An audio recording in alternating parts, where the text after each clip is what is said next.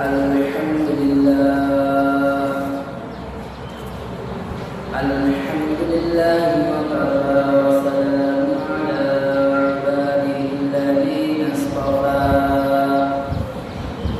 أما بعد فأعوذ بالله من الشيطان الرجيم بسم الله الرحمن الرحيم يا أيها النبي جاهد الكفار والمنافقين واغلظ عليهم ومأواهم جهنم وبئس المصير وقال رسول الله صلى الله عليه وسلم جاهدوا المشركين بأموالكم وأنفسكم وألسنتكم أو كما قال عليه الصلاة والسلام إن الله ملائكته يصلون على النبي يا أيها الذين آمنوا صلوا عليه وسلموا تسليما اللهم صل على محمد وعلى آل محمد كما صليت على إبراهيم وعلى آل إبراهيم إنك حميد مجيد اللهم بارك على محمد وعلى آل محمد كما باركت على إبراهيم وعلى آل إبراهيم إنك حميد مجيد الحمد لله मान अल्लाह पाक रब्बुल आलमीনের দরবারে লাখো কোটি শুকরিয়া যে আল্লাহ পাক রব্বুল আলামিন আপনাকে আমাকে আল্লাহর মসজিদে জুমার নামাজের উদ্দেশ্যে আসার এবং বসার তৌফিক দান করেছে। সেই বিশ্ব মালিক বিশ্ব প্রতিপালকের দরবারে শুকরিয়া দান করি বলি আলহামদুলিল্লাহ। সম্মানিত হাজিরিন, আমি আপনাদের সামনে গেল সপ্তাহে একটা আয়াতের আলোচনা করেছি যেখানে আল্লাহ বলে ইয়া আইয়ুহাল্লাযীনা আমানু তাকুল্লাহ, হে ঈমানদার বান্দা-বান্দীরা আমি আল্লাহকে ভয় করো। আবতাগু ইলাইহিল ওয়াসিলা তালাশ করো, নৈকট্যপ্রাপ্ত হও। এরপরের অংশে আল্লাহ বলে ওয়াজাহিদু ফি সাবিলিহি লাআল্লাকুম তুফলিহুন, আল্লাহর রাস্তায় জিহাদ করো যাতে তোমরা সফলতা অর্জন করতে পারো, যাতে তোমরা সফলতা অর্জন করতে পারো। এই কথা আয়াতের শুরুর অংশগুলো আলোচনা হয়েছে, ওইটা আমার কাছে আছে।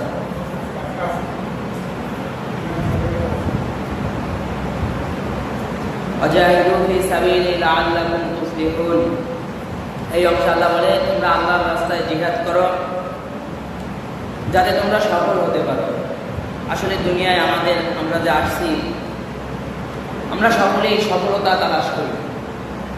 প্রত্যেকটা ক্ষেত্রেই কেউ ব্যবসা নিল, সেখানেও সে সফলতা খোঁজে যে আমার ব্যবসায় আমি যেন সফলতা অর্জন করতে পারি।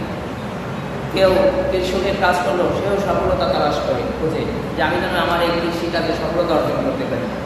কেউ চাকরি করে, বিভিন্ন জায়গায় বিভিন্ন রকমের চাকরি করে, সে সেখানে সফলতা যে আমি যেন এর চেয়ে উপরে উঠতে পারি। সব জায়গায় সকলেই কী করি? সফলতা তালাশ করি। আর আল্লাহ কোরআনের এই আয়াতে আল্লাহ বলে ওয়াজাহিদু ফি সাবিলিহি, আল্লাহর রাস্তায় জিহাদ করো যাতে তোমরা সফল হতে পারো। যেমন আমাদের প্রত্যেকটা ক্ষেত্রে নিজেদের জন্য সফলতা তালাশ করি, ঠিক আল্লাহ আমাদেরকে সেই সফলতার একটা রাস্তা দেখায় দিয়েছে। মুসলমানের যতক্ষণ পর্যন্ত সফলতা অর্জন না হয় একজন মুসলমান হিসেবে প্রকৃতপক্ষে, ততক্ষণ পর্যন্ত মুমিন দাবি করা অর্জন বলতে গেলে। কিন্তু আমরা তো আমাদের নিজেদেরকে কামিয়াব মুসলমান দাবি করি, একদম 100% মুমিন দাবি করি। কিন্তু প্রকৃতপক্ষে কি আমরা 100% মুমিন হতে পেরেছি? 100% মুসলমানকে আমরা হতে পেরেছি? এখানে প্রশ্ন থেকেই যায়। যাই হোক, অজাহিদু ফি সাবিলি, এখানে আল্লাহ বলে যে আল্লাহর রাস্তায় জিহাদ করো। আসলে আল্লাহর রাস্তায় জিহাদ করো বললে আমরা অনেকে মনে করি যে জিহাদ এই শব্দটা যদি কোনো উলামায়ে কেরাম বলে তাহলে আমরা মনে করি যে জঙ্গিবাদী শিখাইতেছে, এরকম একটা গালি দিয়ে আসতে দিতেছে। আসলে এই যে যারা জিহাদ মানে কি? জিহাদ মানে হলো সন্ত্রাস, উশৃঙ্খল মুক্ত করার জন্য এই জিহাদ। যেমন বিভিন্ন জায়গায় সন্ত্রাসী চলতেছে, কিন্তু কি হইতেছে? এই সন্ত্রাস থেকে মুক্তি পাওয়ার জন্যই এটাকেই বলা হয় জিহাদ। সন্ত্রাস দমন করার জন্য, সন্ত্রাসকে বিচ্ছিন্ন করার জন্য সেটাকে বলা হয় জিহাদ। কিন্তু আমরা জিহাদটাকেই মনে করি সন্ত্রাস, আমরা জিহাদটাকেই খারাপভাবে দেখি। অথচ আমাদের ইবাদত আছে, নামাজ, রোজা, হজ, যাকাত, আমাদের যে ফরজ ইবাদতগুলো আছে এর ভিতরে এই জিহাদ এটাও একটি ফরজ বিধান। তবে নামাজ আমরা 5 ওয়াক্ত করি, কারণ নামাজ পড়তে টাকা পয়সার প্রয়োজন হয় না, হয় না, কিন্তু তারপর আমরা পড়ি না। এমন তো না যে নামাজ পড়ার জন্য, যেমন হজ করার জন্য কোথায় যেতে হয়? মক্কায় যেতে হয়। এখন সেখানে টাকার প্রয়োজন আছে। হজ এটাও ফরজ বিধান, কিন্তু বলা হয় সম্পদ থাকলে সে হজ করবে। এখন সম্পদ যদি কারো না থাকে সে যদি হজ না করে সমস্যা নেই, কিন্তু সম্পদ আছে হজ করে নাই সে গুনাহগার। আবার রোজার জন্য সম্পদের প্রয়োজন হয় না, রোজা যে কেউই রাখতে পারে। অর্থাৎ নামাজ এবং রোজা এই যে ফরজ বিধান, এগুলোর জন্য সম্পদের প্রয়োজন নেই। আবার হজ করার জন্য সম্পদের প্রয়োজন আছে, যার সম্পদ নাই সে হজ করবে কিভাবে? আবার জিহাদ এটা সম্পদের দিকে তাকাইতে বলা হয় না। জিহাদ এটা হলো প্রত্যেকটা মুসলমানের ভিতরেই জিহাদের নিয়ত থাকতে হবে। যদি জিহাদের নিয়ত ছাড়া কোনো মুসলমান থাকে তাকে মুনাফিক বলা হয়, সে কামিয়াব মুসলমান না। জিহাদের তামান্না, জিহাদের নিয়ত এটা প্রত্যেকটা মুসলমানের ভিতর থাকতে হবে।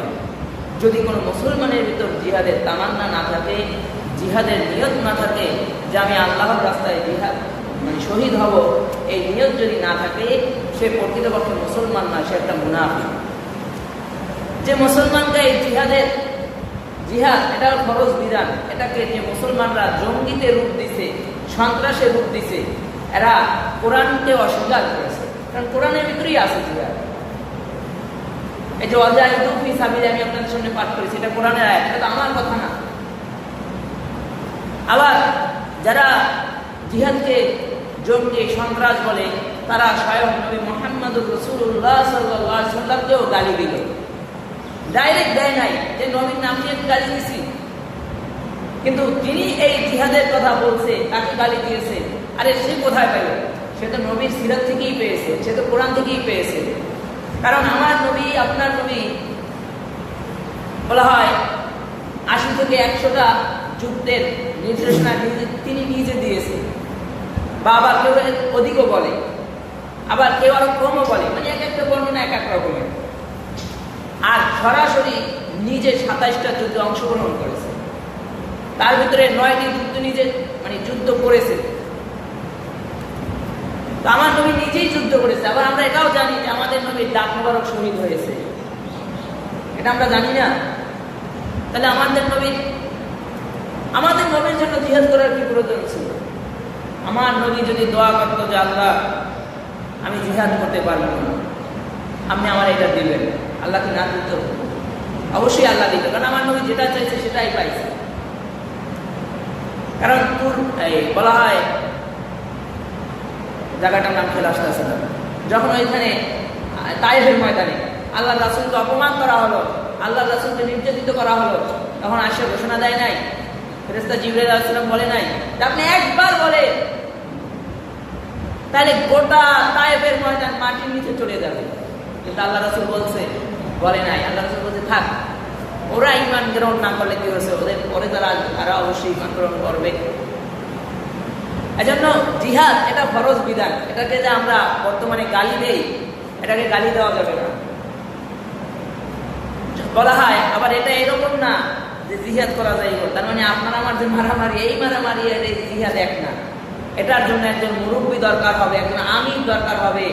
আমির যখন ঘোষণা দেবে যে হ্যাঁ এখন জিহাদের ময়দান শুরু হয়ে যাবে, যেমন ভারতবর্ষে মুহাদ্দিস ওলিউল্লাহ দেহলভী রহমাতুল্লাহ আলাইহি, আমরা মনে করি ভারত আলাদা দেশ, আরে মিয়া ভারত আমাদের ছিল। যখন কাফের মুশরিকরা বেশি উপরে উঠে গেছিল, নাচানাচি করছিল, তখন ওলিউল্লাহ মুহাদ্দিস দেহলভী রহমাতুল্লাহ আলাইহি ফতোয়া দিয়েছে এখন জিহাদ শুরু হয়ে গেছে। ভারতবর্ষ ঝাঁপিয়ে পড়েছিল। অভ্যন্তরে সেই যুদ্ধের মাধ্যমে, সেই জিহাদের মাধ্যমে মুসলমান 200 বছর গোলামি থেকে মুক্তি পেয়েছিল। কিন্তু আবার মুসলমানের গাফলতির কারণে আমরা সেই আমাদের যে আজাদি জীবন ছিল সেটা আমরা হারিয়ে ফেলেছি। এর মানে এটা জিহাদ মানে আমরা যেটা মনে করি যে মারামারি লাগছে আর মার, এটা জিহাদ, এটা জিহাদ না। জিহাদের জন্য একজন আমিরের প্রয়োজন হবে, সে বুঝবে যে এখন মনে হয় যুদ্ধের ঘোষণা এসে গেছে, সেটাকে জিহাদ করে। আপনার আমার জায়গা নিয়ে মারামারি, পতাকা টাকাটি নিয়ে মারামারি, এটার নাম জিহাদ না। আবার যে না এক হিন্দু ভাইয়ের সাথে ঝগড়া হয়েছে বাজারে, পতাকা টাকাটি হয়েছে, তার মানে ও হিন্দু, এখন ওরে মারবো, এইটা জিহাদ। জিহাদের জন্য যখন আপনার উপরে কাফের মুশরিকরা জুলুম করবে, অত্যাচার করবে, তখন আপনার উপরে জিহাদ ফরজ হবে, সেটার মাসালা ভিন্ন। তবে বিষয় হলো প্রত্যেকটা মুসলমানের জিহাদের তামান্না থাকতে হবে। জিহাদ করেন আর না করেন, এটা তামান্না থাকতে হবে যে আল্লাহর রাস্তায় যদি মরতে পারতাম, এই তামান্না থাকতে হবে, এই দরদ থাকতে হবে। যদি এই দরদ না থাকে বলা হয় সে মুনাফিক। আমাদের ভিতরে এই দরদ নাই, বরঞ্চ আমরা এটাকে গালির রূপে নিয়েছি। জিহাদ বললেই জঙ্গি বা সন্ত্রাসী শিখাইতেছে না, সন্ত্রাস মুক্ত করার জন্যই হলো জিহাদ। আজকে বিষয়টা ভালো করে বুঝে নিয়ে, সন্ত্রাস মুক্ত করার জন্যই কি জিহাদ। কিন্তু আমাদের ভিতরে সেই দরদ থাকতে হবে। আমি বলি না এখনই গিয়ে লাফাইয়া করেন, এটা বলি না, কিন্তু তামান্না থাকতে হবে যে যদি হায়াতের জীবনে আমি বেঁচে আসি, এমন তো অবস্থায় যদি কোনো ওলামায়ে কেরামের পক্ষ থেকে ডাক আসে যে এখন কাফের আর মুশরিকদের বিরুদ্ধে যুদ্ধের ঘোষণা এসে গেছে, তখন ঠিকই অবশ্যই ময়দানে ঝাঁপিয়ে পড়তে হবে। তখন যারা যাবে না, তখনই তারা মুনাফিক সাব্যস্ত হবে। তখন এই চিন্তা করলে হবে না যে আমি তো খেলাফত মজলিসের লোক, তো আহ্বান করছে তো হেফাজত ইসলামের লোক, এখানে যাওয়া যাবে না। আমি তো চরমোনাইয়ের লোক, মানে আমি ইসলামী দলগুলোর নামই বলি যে আমি তো চরমোনাইয়ের লোক, তা আহ্বান করছে আর এক দলের নেতা, সেখানে যাবো কেন? আমি তো জামাত ইসলামের লোক, আমি ওখানে যাবো কেন? আমি তো চরমোনাইয়ের লোক, আহ্বান করেছে জামাত ইসলামের লোক, আমি যাবো কেন? এই কথা তখন বললে কাজ হবে না। কারণ তখন দেখতে হবে আপনার সব মুসলমান, কারণ আল মুসলিমু আখুল মুসলিম, মুসলমান মুসলমানের ভাই। বিভিন্ন রাষ্ট্রে আমার মুসলমান ভাইরা মাইর খায়, আমরা এই দেশে বসে হাসি আর চা খাই আর ফতোয়া দেয়, আর ঠিকই আছে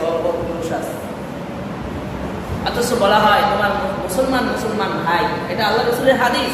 তার মানে আপনার আপন ভাইকে কেউ আঘাত করলে আপনার যেভাবে আঘাত দিলে আঘাত লাগে, অন্য দেশে যখন কোনো মুসলমানের রক্ত ঝরবে তখন আপনার দিলের ভিতর ব্যথা লাগতে হবে। এখান থেকে কিছু করতে পারেন আর না পারেন, দোয়া করে আল্লাহ বিশ্বের মুসলমানদেরকে আপনি হেফাজত করেন, বিশ্ব মুসলমানদের আপনি হেফাজত করেন।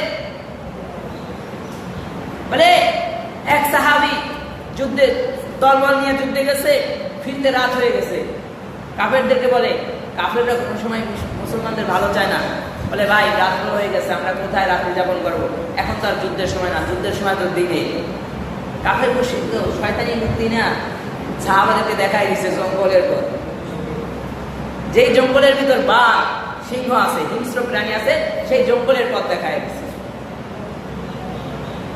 সাহাবীরা জঙ্গলের ভিতরে ঢুকে গেল, কিছু দূর পথ চলার পরে দেখতেছে হিংস্র বাঘ দেখা যায়, সিংহ দেখা যায়। অন্যান্য সাহাবায়ে কেরাম বলতেছে, আমির সাহেব কাফেররা আমাদের ভুল পথ দেখায় দিয়েছে। আমির সাহেব বলে থাক, পিছে হাঁটার দরকার নাই, একটা স্টেজ বানাও।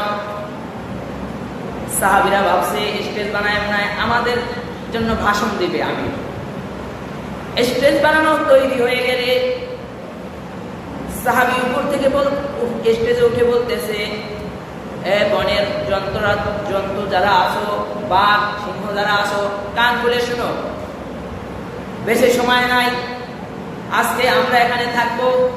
আমরা কোনো সাধারণ লোক না, আমরা কিন্তু স্বয়ং নবী মুহাম্মদুর রাসূলুল্লাহ সাল্লাল্লাহু আলাইহি ওয়াসাল্লামের উম্মত। আজকে আমরা এখানে অবস্থান করব, আমরা নবীর লোক। তোমরা তোমাদের যা আছে নিয়ে এখান থেকে দূরে চলে যাও। সাহাবীরা বর্ণনা করে, আমিরের এই ঘোষণা দিতে দেরি, কিন্তু সিংহ তার সন্তান কোলে নিতেছে বা তার সন্তানকে কোলে নিতেছে, এরপর হাঁটা শুরু করেছে। সুবহানাল্লাহ। এটা এমনি এমনি অর্জন হয় নাই। এক তো সাহাবী, আবার তো জিহাদের ময়দানে গেছে, এজন্য অর্জন হয়েছে। আমাদের তো জিহাদের তামান্না নাই। আমাদের মুসলমান ভাইরা মাইক খায়, আমরা রোস্ট পোলাও খাই।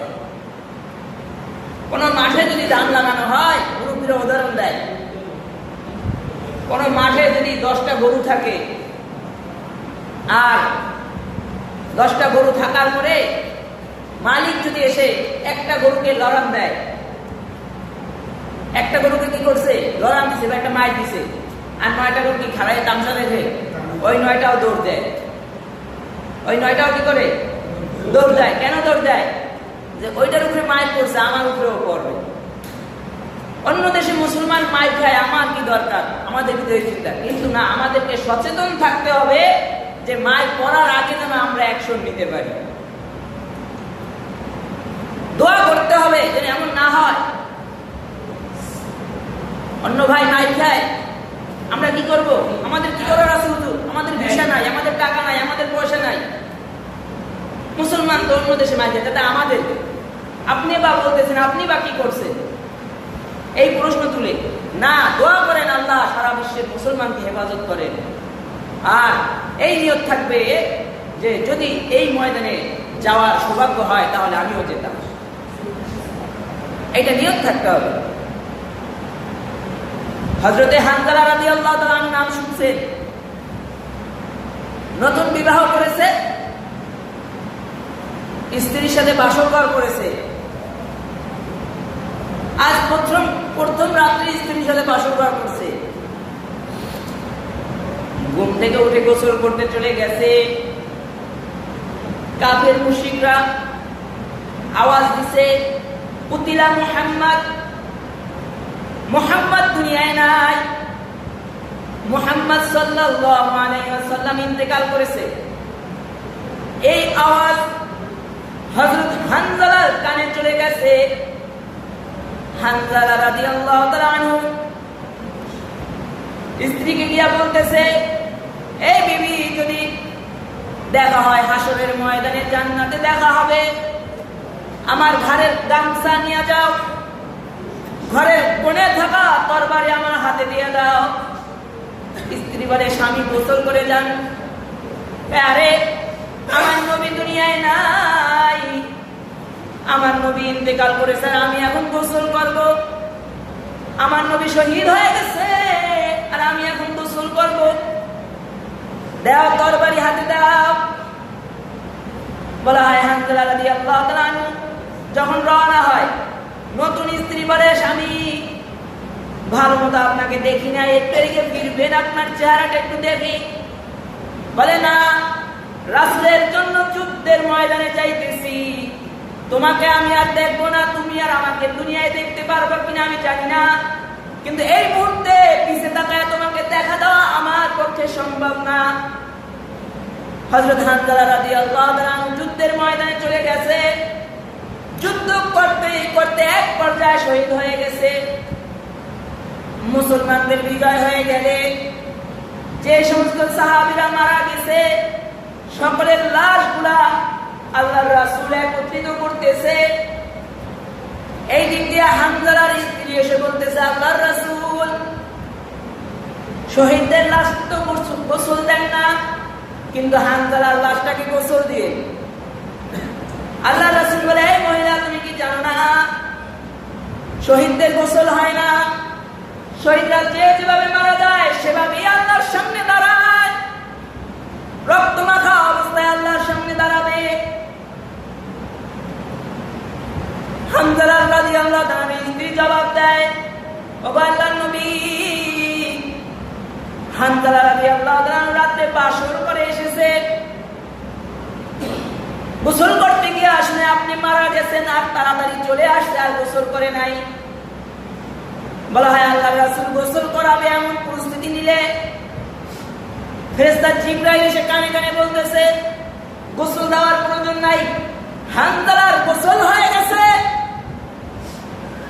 আল্লাহর রাসূল কথা শুনে হানজালার মাথায় হাত দিয়ে দেখতেছে মাথা থেকে চুল ভিজে ভিজে পানি পড়তেছে। সুবহানাল্লাহ বলে, চুল ভিজে পানি পড়তেছে। বলে গোসল কে করাইছে? বলে ফেরেশতারা করাইছে। কত সৌভাগ্য, ফেরেশতারা তাদের গোসল করাইছে। এটা ছিল জিহাদের তামান্না, নবীর প্রতি ভালোবাসা। আপনার আমার ভিতরে দরদ নাই। আমরা মনে করি অন্য জায়গায় মুসলমান মাই খায় তো আমার কি হয়েছে, আমি এখানে বসে কি করতে পারবো? কিছু করতে পারবেন না, যাইতেও পারবেন না, যাওয়ার দরকারও নাই। জায়গায় বসে দোয়া করেন তাদের জন্য, না এটাও পারবেন না। তাদের পক্ষে থাকতে হবে। কোন রকম জবান থেকে যেন তাদের বিরুদ্ধে একটা আওয়াজ আপনার বের না হয়। কারণ দল যতই থাকুক, আপনি যে দলই করেন, কিন্তু মূল জায়গা কোনটা? মুসলমান। কারণ সেও যেই কোরআন করে আপনিও সেই কোরআন করেন, সেও যেই রবের ইবাদত করে আপনিও সেই রবের ইবাদত করেন, সেও যে নবীর উম্মত আপনিও সেই নবীর উম্মত। দুনিয়ায় আপনার দল ভিন্ন থাকতে পারে, আপনার সিল ভিন্ন থাকতে পারে, কিন্তু জায়গা মতো কিন্তু একই কোরআন করেন, একই নবীর অনুসরণ করেন, একই রবের ইবাদত করেন। অর্থাৎ সে আপনার মুসলমান ভাই, ভাইয়ের প্রতি ভাইয়ের দরদ থাকতে হবে। ঈমান এমন এক জিনিস, ঈমান সস্তায় দেওয়া যায় না। হযরত আবু ওয়াক্কাস রাদিয়াল্লাহু তাআলা আনহু, কাফেররা তাকে গ্রেফতার করে, গ্রেফতার করার পরে তার হাত পা খুঁটির সাথে প্যারাক মারে। প্যারাক মারার পরে যেই যেই জায়গায় প্যারাক দিতে লোহা মারছে, ওই জায়গা থেকে রক্ত পড়তেছে। বলা হয় শুধু এতটুকু করে নাই, তারপরে সুই নিয়ে আসছে। যেভাবে মহিলারা লাউ বা বড় বড় কুমার দিয়া যে যেন বানায় না, কি যেন বলে, মিষ্টি যে খাবার বানায়, মোরব্বা। মোরব্বা যেভাবে মোরব্বা তৈরি করে, যেভাবে সলা দিয়া মোরব্বা তৈরি করার জন্য এটার ভিতরে এরকম ফুটা দেওয়া হয়, ফুটা ফুটা করে, ওইভাবে যে ছিদ্র করা হয়। বলা হয় হযরত আবু ওয়াক্কাস রাদিয়াল্লাহু তাআলা আনহুর শরীরের ভিতর সুই দিয়া ওভাবে ফুটা করতেছিল, সারা শরীর যাত্রা হয়ে গেছে, প্রত্যেকটা ক্ষতর জায়গা থেকে রক্ত পড়তেছে। এমন অবস্থায় কাফেরের দল বলতেছে, আবু ওয়াক্কাস, একটা কথা যদি বলতে পারো তাহলে তোমাকে ছেড়ে দিব। আবু ওয়াক্কাস রাদিয়াল্লাহু তাআলা বলে বলো কি বলবো। এর আগে আবু ওয়াক্কাসকে জিজ্ঞাসা করা হয়েছিল, তোমার কি জীবনের কোনো শেষ ইচ্ছা আছে কিনা? বলে হ্যাঁ আছে। বলে কি? বলে 2 রাকাত নামাজ পড়বো।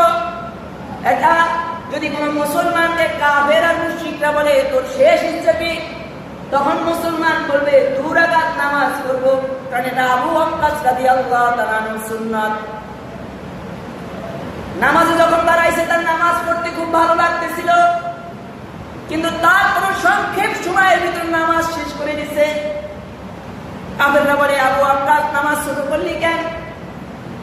নামাজ পড়ে খুব মজা পাইছিলাম, কিন্তু নামাজ বড় হয়ে গেলে তোমরা মনে করবা মুসলমান মৃত্যুর ভয়ে নামাজ বড় করতেছে, সেই জন্য আমি নামাজ ছোট করেছি, যাতে আমার হায়াতের জীবনে কেউ আমাদের মুসলমান বা ইসলাম নিয়ে যেন হাসাহাসি না করতে পারে। বলা হয় শরীর তো ফুটা ফুটা হয়ে গেছে, ছিদ্র হয়ে গেছে। বলে একটা কথা বলো, তোমায় মুক্ত করে দিব। বলে কি? বলে নবীকে গালি দাও। বলে মুহাম্মদকে শুধু একটা গালি দাও, তাহলে ছেড়ে দিব। আবু ওয়াক্কাস রাদিয়াল্লাহু তাআলা জবাব দেয়, একটা জীবন না, সামান্য জীবন না, হাজার হাজার শত শত জীবন যদি আমাকে দেওয়া হয়, আমি আমার নবী মুহাম্মদুর রাসূলুল্লাহ সাল্লাল্লাহু আলাইহি ওয়াসাল্লামকে গালি দিব না। ওই অবস্থায় হযরত আবু ওয়াক্কাস রাদিয়াল্লাহু তাআলা শহীদ হয়ে গেছে। শুধু কি এই কাফেরদের নির্যাতন? আপনারা জানেন যে পৃথিবীর ইতিহাসে, ইসলামের ইতিহাসে নারীদের মধ্যে প্রথম শহীদ হলো হযরত সুমাইয়া রাদিয়াল্লাহু তাআলা আনহু।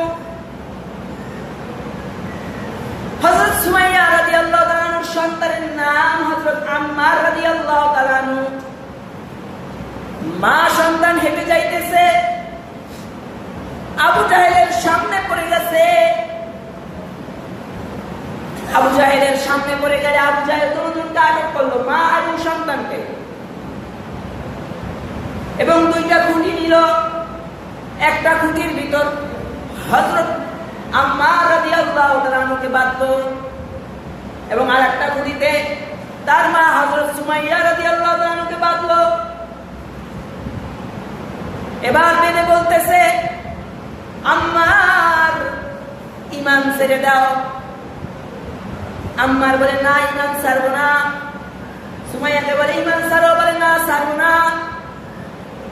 সন্তানকে এবার বলতেছে, আম্মার ঈমান যদি না ছাড়ো, তোর সামনে কিন্তু তোর মায়ের কাপড় উলঙ্গ করে ফেলবো। নাউজুবিল্লাহ। আর এই দিক দিয়ে সুমাইয়া রাদিয়াল্লাহু তাআলা জবাব দিতেছে, এ সন্তান, এমন সন্তান আমি জন্ম দেইনি যে সন্তান কাফেরদের কাছে মাথা নত করবে। এটা ছিল মা বাবার শিক্ষা। আর আমরা বলি, যাইস না, এখানে যাইস না। আমাদের সন্তানরা যেতে চায়, কিন্তু আমরা যেতে দেই না। ওই যে দুইটা ছোট ছোট সাহাবী আসছে, আল্লাহ রাসূল, আমরা যুদ্ধের ময়দানে যাব। বলে, না, তোমরা যেতে পারবে না। বলে, না, আমরা যাব। বলে, না, যেতে পারবে না, তোমাদের বয়স হয় নাই, তোমাদের শক্তি নাই। এক পর্যায়ে বাচ্চারা বেশি ধরাধরি করলে আল্লাহ রাসূল বলে, তোমাদের শক্তি পরীক্ষা হবে। এবার ছোট ভাই চিন্তা করলো, শক্তি পরীক্ষায় তো আমি এমনিই ফেল করবো। এবার দুই ভাই মিলে চুক্তি করতেছে, ভাই রে, তুই বড়, তুই আমার থেকে বেশি পারবি জানি, কিন্তু আল্লাহ রাসূল যখন কুস্তি লড়তে দিবে, একবার তুই নিচে পড়বি, আর একবার আমি নিচে পড়বো, একবার আমি উপরে উঠবো, আর একবার তুই উপরে উঠবি, যাতে আল্লাহ রাসূল বুঝে আমরা দুই ভাই সমান শক্তিশালী এবং দুজন যেন যুদ্ধের ময়দানে যেতে পারি। বলা হয়, কুস্তিতে যুক্তি করা লড়াই, যুক্তি খেলা খেলা তারা আল্লাহ রাসূলের মন তো অর্জন করে নিছে। আল্লাহ রাসূল বলে, তোমরা দুজন যাবা। দুইজন জিহাদের ময়দানে গিয়া আবু জাহেলকে খুঁজতেছে। এর মধ্যে একজন বলে, ওইটা আবু জাহেল। বলা হয়, আবু জাহেলকে মারতে গেলে ছোট মানুষ তো, আবু জাহেলকে লাভ পায় না, ঘোড়ার পা কাটতে গেছে। এদিক দিয়া এক ভাইয়ের হাত পাশায়া তরল দিয়ে কোপ দেওয়ার পরে হাত কেটে যায়। ওই যে হাত ঝুলতেছে, পরিপূর্ণ পড়ে যায় নাই, চামড়ার সাথে ঝুলতেছে। অমন হাত নিয়ে যুদ্ধ করতে কষ্ট হয়, তাই নিজে নিজের হাত কেটে ফেলাই দিয়ে তারপরে যুদ্ধ করতেছে। তারপরে আবু জাহেলকে মারছে। এই ছিল তামান্না। মা তার নিষ্পাপ বাচ্চা নিয়ে আসছে, আল্লাহ রাসূল এটা নিয়ে যুদ্ধে যান।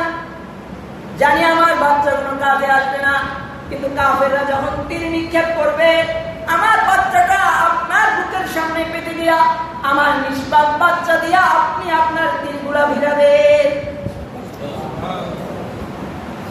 এরপরে হযরত আম্মার রাদিয়াল্লাহু তাআলা আনহুকে বলতেছে, যদি ঈমান না ছাড়ো, তাহলে কিন্তু তোমার মাকে উলঙ্গ করে ফেলবো। হযরত সুমাইয়া বলে, এই আমি এমন কোন সন্তান জন্ম দেই নাই যে কাফেরদের সামনে মাথা নত করবে। আমার যেটা হবার হবে, কিন্তু সাবধান, ঈমান হারাবা না। সন্তান মাথাটা নিচে দিয়ে দিছে। আবু জাহেল বলতে বলতে এক পর্যায়ে সুমাইয়ার গায়ের থেকে কাপড়গুলো খুলে ফেলছে। সন্তান নিচে তাকায় রয়েছে, মায়ের দিকে তাকায় না। মা উলঙ্গ, মায়ের দিকে তাকায় না। আবু জাহেল বলে, ওর কল্লাটা সোজা করে ধর, যেন ও আর মাকে দেখতে পারে। এরপরে যখন ঈমান ছাড়ে না, তখন তীর এনে সুমাইয়া রাদিয়াল্লাহু তাআলা আনহুর লজ্জাস্থানে তীর নিক্ষেপ করতে থাকে। এইভাবে রক্ত পড়তে পড়তে হযরত সুমাইয়া রাদিয়াল্লাহু তাআলা আনহু শহীদ হয়ে যায়। সুবহানাল্লাহ। তবে শহীদ হওয়ার আগে বলতেছে, সন্তান, আমি মনে হয় শহীদের পানি পান করতেছি, কিন্তু তোমাকে বলে যাইতেছি, সাবধান, কাফেরদের সামনে কিন্তু ঈমান বিক্রি করবা না। মায়ের শেষ নসিহত আম্মা রাদিয়াল্লাহু তাআলা। তো জিহাদের প্রতি প্রত্যেকটা মুসলমানের তামান্না থাকতে হবে, কোনো অলসতা গাফলতি থাকবে না। যদি জিহাদের ময়দান আসলে বা জিহাদের সম্ভাবনা হলে তখন জিহাদে যাব, আল্লাহর রাস্তায় জীবন দিয়ে দিব, জানমাল দিয়ে দিব। কারণ কোরআনে বলে মুমিনের সাথে আল্লাহ প্রায় বিক্রয় করে। বলে মুমিন মানুষ হলো বিক্রেতা আর আল্লাহ হলো নিজে ক্রয় করে। বলে সেটার বাজার কোথায়? সেটার বাজার হলো জিহাদের ময়দান। বলে আল্লাহ কি করে? আপনার জান আর মাল কিনবে, কেনার দ্বারা আপনাকে জান্নাত দিয়ে দেবে। জান্নাতের বিনিময় আপনার সাথে ক্রয় বিক্রয় করে স্বয়ং আল্লাহ নিজে, আর সেটার বাজারই হলো জিহাদের ময়দান। এটা কোরআনের কথা। কিন্তু আমরা তো অলসতা করি।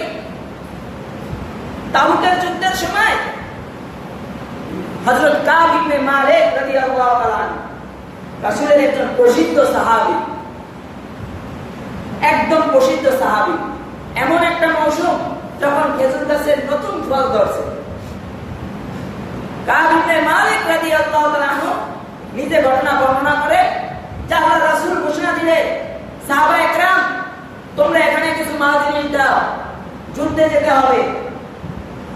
ঐতিহাসিক এক যুদ্ধ, ৯৫০ মাইল ঘোড়ায় সফর করে তারপর যুদ্ধের ময়দানে যেতে হবে। তো সাহাবী বর্ণনা করে যে যুদ্ধের ময়দানে তো সবাই চলে গেছে, তো আমি কাব ইবনে মালিক ভাবছি, আর দুজন বৃদ্ধ সাহাবী ছিল। আমরা ভাবছি যে যুদ্ধ তো অনেকদিন হবে, আমরা কালকে যাব। একটু খেজুর গাছে নতুন ফল ধরছে, এই কাজটা করে গেল। যেমন আমরা এবারতে আসি না, আমাদের কাজ বাজ আগে করি। এই যে গাফলতি, অলসতা, এটাও শয়তানের ওয়াসওয়াসা। বলে আদাম নিচে মাত্র ঠিক হয়েছে, আর একটু ঘুমা, আধা ঘন্টা পরে নামাজ। আর যখন আরেকটু সময় নষ্ট করে শয়তান এখন ওয়াসওয়াসা দেয়, 5 মিনিট আছে, তাড়াতাড়ি দৌড় দে। এখানে শয়তান নামাজে পাঠাই দিছে। পাঠানোর কারণ কি? এখন এসে তাড়াহুড়া করে উজু করবে, আর তাড়াহুড়া করে উজু করলে অনেক সময় দেখা যায় উজুর জায়গা শুকনা থেকে যাবে, তো নামাজই হবে না। এটাও শয়তানের একটা ওয়াসওয়াসা। এরপরে উজু যদি ভালো মতো করে, তো ওই উজু করতে করতে ইমাম সাহেবের কিরাত শেষ হয়ে গেছে। কিরাত শেষ হলে এখন শয়তান বলতেছে, আরে তাড়াতাড়ি দৌড় দে, তাড়াতাড়ি দৌড় দে। ইমাম রুকুতে চলে গেল। এবার রুকুতে আসার পরে অনেক সময় তাকবীর ওলা না দিয়ে এসে রুকু ধরে গেল। এটাই হলো শয়তানের ওয়াসওয়াসা, এটাই হলো ইবাদতের অলসতা। তাকবীর ওলা ছাড়া যে নামাজ পড়ে, নামাজ তো হয়নি। আবার যদি তাকবীর ওলা দেয়, রুকুতে গিয়ে চিন্তা করে, কারণ ইমাম সাহেব তো রুকুতে ওঠার টাইম হয়ে গেলে উঠে যায়, আর সে তো সুবহানা রাব্বিয়াল আলা কইছে, আর কইতে পারে না, শেষ করতে পারে না। সারা নামাজ টেনশন করে, আমার রুকু হইছে না হয় নাই, আমার রাকাত হইছে না হয় নাই, এই চিন্তা করতে করতে সে সালাম ফিরায়। অর্থাৎ নামাজটাই বরবাদ হয়ে গেছে। এটা হলো অলসতা। এই এরকমের অলসতা কাব ইবনে মালিক করেছে যে 3 জন সাহাবী, প্রসিদ্ধ সাহাবীর ভিতরে অলসতা আসছে যে যুদ্ধ তো অনেক দিন হবে, তো এখনই কি যাওয়া লাগবে, আর একটু পরে যাই, একদিন পরে যাই, আজ যাই কাল যাই, এরকম করতে করতে কিছুদিন গেলে সরকারে দো আলম মুহাম্মদুর রাসূলুল্লাহ সাল্লাল্লাহু আলাইহি ওয়াসাল্লামের মুজিজা প্রকাশ হয়ে গেছে। তাবুকের যুদ্ধে বিজয় অর্জন হয়ে গেছে। তাবুকের যুদ্ধে যখন বিজয় অর্জন হয়েছে, এই দিক দিয়ে কাব ইবনে মালিক শুনতে পায় যে আল্লাহর রাসূল আসতেছে, সাহাবায়ে কেরাম বিজয় অর্জন করে আসতেছে। বলা হয় যুদ্ধের ময়দানে আল্লাহর রাসূল জিজ্ঞাসা করেছিল, কাব ইবনে মালিক আসে নাই? কোন কোন সাহাবায়ে কেরামের জবান থেকে কথা বের হয়ে গেছে, তাকে দুনিয়ার মহব্বত ধরেছে, এটা সাহাবাদের জবান থেকে বের হয়ে গেছে, কিন্তু আল্লাহর রাসূল আর কিছু বলে নাই। কাব ইবনে মালিক বলে, আমি অভিনেতা খুব ভালো ছিলাম, অনেকে ভালো মানুষ, ভালো ভালো আলেম কিন্তু অভিনয় করতে পারে, কে দেখেন তো কাব ইবনে মালিক সাহাবী, তো সে অভিনয় করতে পারে। অভিনয় মানে কি? সে যদি কোনো মিথ্যাও কিছু বলে সেটা অবিশ্বাস করতে আপনি বাধ্য হয়ে যাবেন, এরকমটাই। বলে আল্লাহর রাসূলকে আমি আমার কথার তালে কথা বানায়া বানায়া কিছু জিনিস শোনায়া আল্লাহর রাসূলকে আমি এগুলো ভুলাই দিব। কথা তো অনেক বানাইছে, অনেক কথা সাজাইছে যে আল্লাহর রাসূলকে বুঝাইবে। এই দিক দিয়া আল্লাহর রাসূল চলে আসছে, তো নিয়ম ছিল আল্লাহর রাসূল সরাসরি এসে মদিনায় মসজিদে ঢুকে যায়, মদিনার মসজিদে 2 রাকাত শুকর নামাজ আদায় করে তারপরে বাড়িতে যায়। তো মসজিদে নববীতে মদিনার মসজিদে নামাজ আদায় করলে আল্লাহর রাসূল বসলে মদিনার মানুষ সাক্ষাৎ করতে আসে, কাব ইবনে মালিক আসে। আল্লাহর রাসূল জিজ্ঞাসা করে, এই কাব ইবনে মালিক, কেন যুদ্ধের ময়দানে যাও নাই? কথা তো অনেক সাজাইছিল। বলে আল্লাহর রাসূলের নূরানী চেহারা দেখে আমার দিলের ভিতর ভয় ঢুকে গেছে, এই মানুষটার সাথে যদি এখন মিথ্যা কথা বলি, হাসরের ময়দানে তো আল্লাহ আমাকে শাস্তি দিবে। রাসূলের নূরানী চেহারা দেখে আমি আর মিথ্যা কথা বলতে পারি নাই, আমি সত্য কথা বলে দিলাম যে খেজুর বাগানের কাজের কারণে, অলসতার কারণে আমি যেতে পারি নাই। আল্লাহর রাসূল জিজ্ঞাসা করে, কাব তোমার কি গায়ে শক্তি নাই? বলে আছে। বলে কাব তোমার কি যাওয়ার মতো ঘোড়া নাই? বলে সত্য কথা বলে দিলাম যে আল্লাহর রাসূল আমার একটা নয় আমার 2টা ঘোড়া আছে, তারপর আমি অলসতার কারণে যেতে পারি নাই। এই কথা বললে আল্লাহর রাসূল ঘোষণা দিলেন যে কাব ইবনে মালিক এখন থেকে মদিনায় বয়কট হয়ে গেল, কোন সাহাবী কাব ইবনে মালিকের সাথে কথা বলবে না। 3 জন সাহাবীকে বয়কট করা হলো, প্রসিদ্ধ 3 জন সাহাবী। বলে ওরা সালাম দিলে, আল্লাহর রাসূল বলতেছে ওরা সালাম দিলে তোমরা কেউ সালামের উত্তর দিবা না, ওদেরকে কেউ সালাম দিবা না।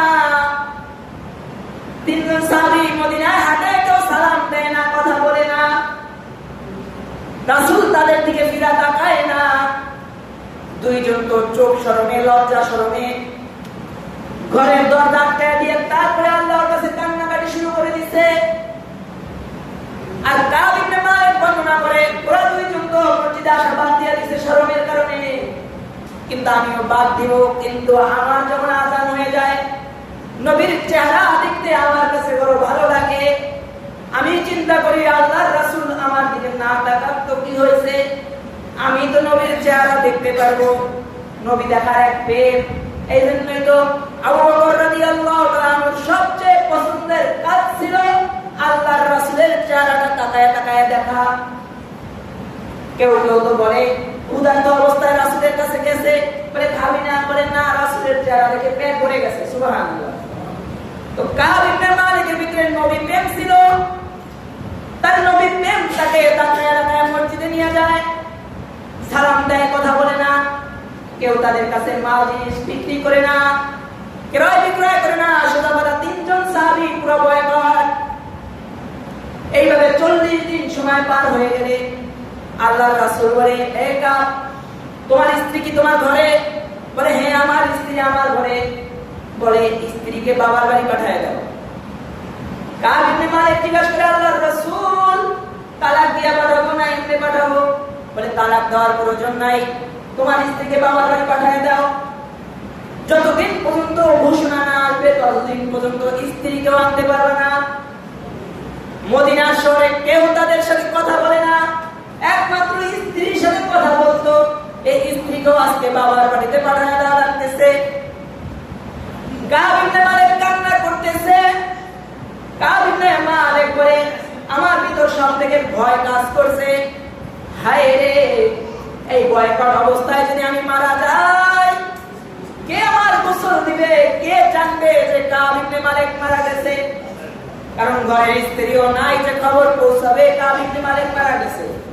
বলে তার থেকে বেশি ভয় হয় যে নবী আরবি মুহাম্মদ সাল্লাল্লাহু আলাইহি ওয়াসাল্লাম যদি আমার আগে ইন্তেকাল করে, নবীর কাছে তো ওহী আসবে, আমার আগে যদি নবী মারা যায়, তো আমি বয়কট অবস্থায় যদি নবী ইন্তেকাল করে, তাহলে হায়াতের জিন্দেগিতে আর কোন সাহাবী আমার সাথে কথা বলবে না।